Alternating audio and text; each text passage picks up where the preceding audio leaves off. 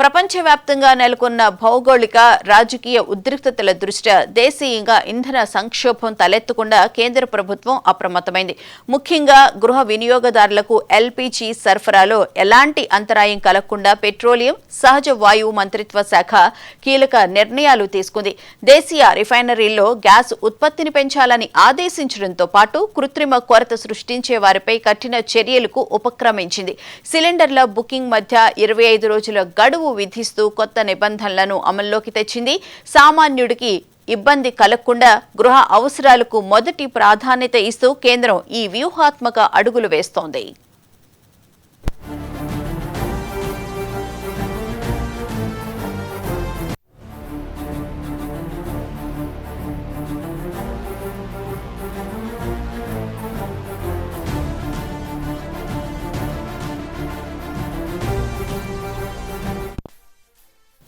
అంతర్జాతీయ పరిణామాల ప్రభావం దేశీయ ఇంధన సరఫరాపై పడకుండా కేంద్రం చర్యలు చేపట్టింది. గృహ వినియోగదారులకు వంట గ్యాస్ కొరత రాకుండా ఉండేందుకు దేశంలోని ఆయిల్ రిఫైనరీలన్నింటికీ కీలక ఆదేశాలు జారీ అయ్యింది.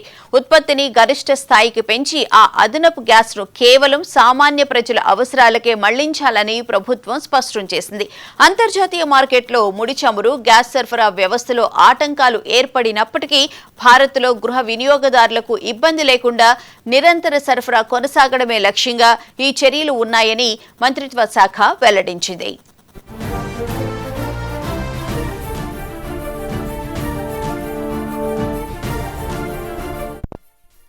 గ్యాస్ సిలిండర్ల అక్రమ నిల్వలు, దుర్వినియోగాన్ని అరికట్టేందుకు ప్రభుత్వం సరికొత్త నిబంధనను తీసుకువచ్చింది. ఇకపై గృహ వినియోగ సిలిండర్ల బుకింగ్ల మధ్య ఖచ్చితంగా 25 రోజుల అంతరం ఉండాలని ఆదేశించింది. దీనివల్ల అనవసరమైన నిల్వలను అడ్డుకోవడంతో పాటు ప్రతి వినియోగదారునికి సమానంగా గ్యాస్ అందేలా వీలవుతుందని ప్రభుత్వం భావిస్తోంది. కొందరు వ్యక్తులు గృహ సిలిండర్లను వ్యాపార అవసరాలకు వాడుతున్నట్లు వచ్చిన ఫిర్యాదుల నేపథ్యంలో ఈ ఇంటర్ బుకింగ్ గ్యాప్ నిబంధన కీలకం కానుంది.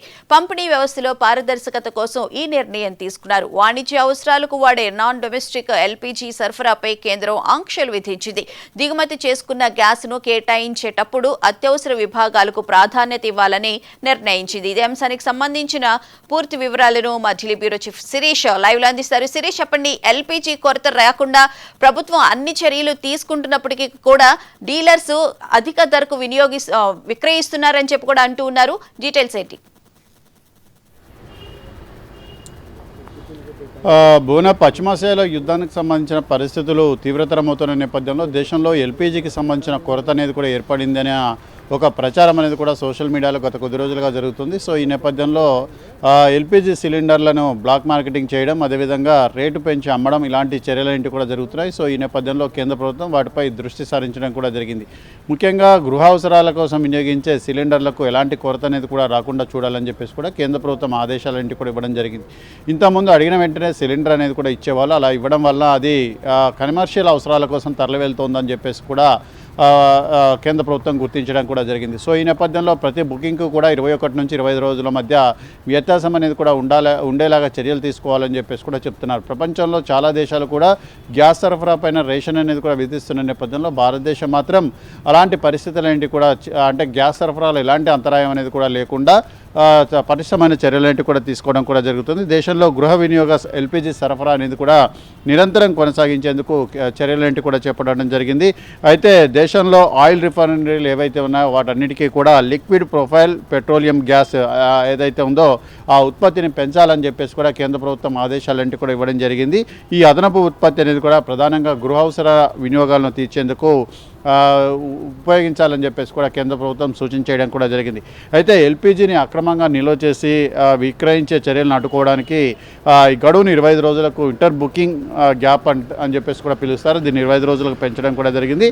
అంటే దీని ద్వారా వినియోగాన్ని అనేదాన్ని కూడా నియంత్రించి ప్రతి వినియోగదారుకి కూడా సక్రమంగా సరఫరా జరిగేలాగా చూడాలని చెప్పేసి కూడా కేంద్ర ప్రభుత్వం భావిస్తుంది. అదేవిధంగా ఎవరైతే వినియోగదారులు ఉన్నారో వాళ్ళు పొదుపుగా దీన్ని వాడుకోవాలని చెప్పేసి కూడా కేంద్ర ప్రభుత్వం స్పష్టం చేస్తుంది. అంటే ఇక్కడ ధరలన్నింటినీ కూడా పెంచకుండా గ్యాప్ అనేది కూడా పెంచడం ద్వారా ఏదైతే ఇంటర్ బుకింగ్ గ్యాప్ ఏదైతే ఉందో దాన్ని పెంచడం ద్వారా కేంద్ర ప్రభుత్వం మార్కెట్ని నియంత్రించే విధంగా కూడా చర్యలంటి కూడా చేపట్టడం జరుగుతుంది. అంటే ధరలంటి కూడా పెరిగితే అది వినియోగదారులపైన ప్రభావం అనేది కూడా చూపించే అవకాశం కూడా ఉంది. కాబట్టి అలా కాకుండా ప్రపంచంలో చాలా దేశాలు కూడా ధరలను పెంచుతున్నాయి, లేదంటే సప్లైని కట్ చేయడం కూడా జరుగుతుంది. అలా కాకుండా చూస్తున్నారు.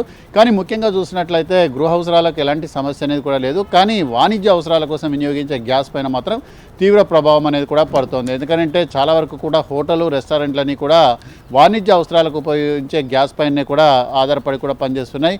చాలా వరకు కూడా ముంబై, ఢిల్లీ, అదేవిధంగా బెంగళూరు ఇలాంటి నగరాల్లో హోటల్స్కు, పెద్ద పెద్ద హోటల్స్కి అంతటికి కూడా గ్యాస్ సరఫరా అనేది కూడా పైప్ లైన్ ద్వారా జరిగితే, కొన్ని చోట్ల మాత్రం ఏదైతే వాణిజ్య అవసరాల కోసం ఉపయోగించే సిలిండర్లు ఏవైతే ఉన్నాయో వాటి ద్వారా సరఫరా అనేది కూడా జరుగుతున్న నేపథ్యంలో ఈ హోటల్స్ ఆందోళన అనేది కూడా వ్యక్తం చేయడం అనేది కూడా జరుగుతుంది. ఎందుకంటే తాము కోరినంతగా సరఫరా అనేది కూడా జరగడం లేదు కాబట్టి తమ వ్యాపారంపై ప్రభావం అనేది కూడా చూపించే అవకాశం ఉంది. బ్లాక్లో కొనుగోలు చేయడం ద్వారా ఉత్పత్తి వ్యయం అనేది కూడా పెరుగుతుంది.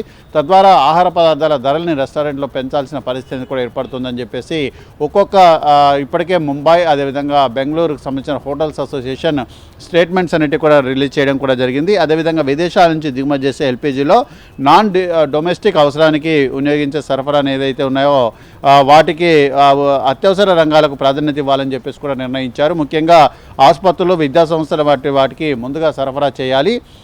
అంటే నాన్ డొమెస్టిక్ వినియోగానికి ఇచ్చే గ్యాస్ ఏదైతే ఉందో అది వీటికి ప్రాధాన్యత అనేది కూడా ఇవ్వాలి. అదేవిధంగా రెస్టారెంట్లు, హోటళ్ళు, పరిశ్రమలు ఎల్పీజీ అవసరాల కోసం చేసే అభ్యర్థులను మార్కెట్ ఆయిలింగ్ కంపెనీలు పరిశీలించేందుకు 3 డైరెక్టర్లతోటి ఒక కమిటీ అనేది కూడా ఏర్పాటు చేయడం జరిగింది. కమిటీ అనేది కూడా పరిశీలించి లభ్యత ఆధారంగా సరఫరాల కేటాయింపులపైన నిర్ణయం అనేది కూడా తీసుకుంటుందని చెప్పేసి కూడా చెప్తున్నారు. అయితే కేంద్ర ప్రభుత్వం ఇటు ఆస్ట్రేలియా నుంచి కానీ, రష్యా నుంచి కానీ, వివిధ దేశాల నుంచి కానీ ప్రత్యామ్నాయ దిగుమతులను కూడా పెంచాలని చెప్పేసి కూడా భావిస్తున్నారు. ఆ రకంగా పెంచడం ద్వారా ఏదైతే ఇప్పటివరకు మార్కెట్లో కొరత ఏదైతే ఉందో దాన్ని నియంత్రించడం కానీ, ఆ కొరతను తీర్చే విధంగా కూడా చర్యలన్నిటి కూడా చేపట్టడం కానీ జరుగుతుంది.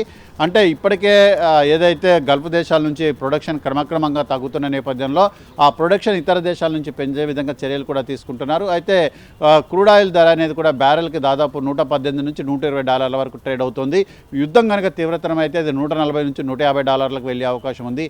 అదేవిధంగా ఏదైతే ఎల్ఎన్జీ గ్యాస్ ఏదైతే ఉందో ఆ గ్యాస్ ధరలన్నింటి కూడా పెరిగే అవకాశం ఉంది. కాబట్టి భారతదేశం తన ఇంధన అవసరాల కోసం రష్యాపై, అదేవిధంగా ఇటు ఆస్ట్రేలియా, ఇలాంటి దేశాలపై ఆధారపడుతుంది. కానీ కొంత రేట్లు అనేటివి కూడా పెరిగేందుకు ఆస్కారం ఉందని చెప్పేసి కూడా భావిస్తున్నారు. ఎందుకంటే ఈ వారం రోజుల పాటు కూడా వాటిని పరిశీలిస్తారు. యుద్ధ పరిస్థితులు అదే విధంగా కొనసాగి సరఫరా కనుక అంతరాయం అనేది కూడా తీవ్ర ఏర్పడితే మాత్రం వివిధ దేశాల నుంచి కూడా తెచ్చేందుకు రవాణా వ్యయం అనేది కూడా పెరుగుతుంది. కాబట్టి ఆ రవాణా వ్యయాన్ని వినియోగదారులపై మోపే అవకాశాలు అనేవి కూడా కనపడుతున్నాయి. కానీ వారం రోజుల పాటు ఎలాంటి చర్యలు ఉండకపోవచ్చు. కానీ వారాంతంలో అంటే 15వ తారీఖు తర్వాత మాత్రం పెంపుదల అనేది కూడా తప్పకుండా ఉంటుందనేది కూడా మార్కెట్ నిపుణులు చెప్తున్నారు. Right, thank you Sirish.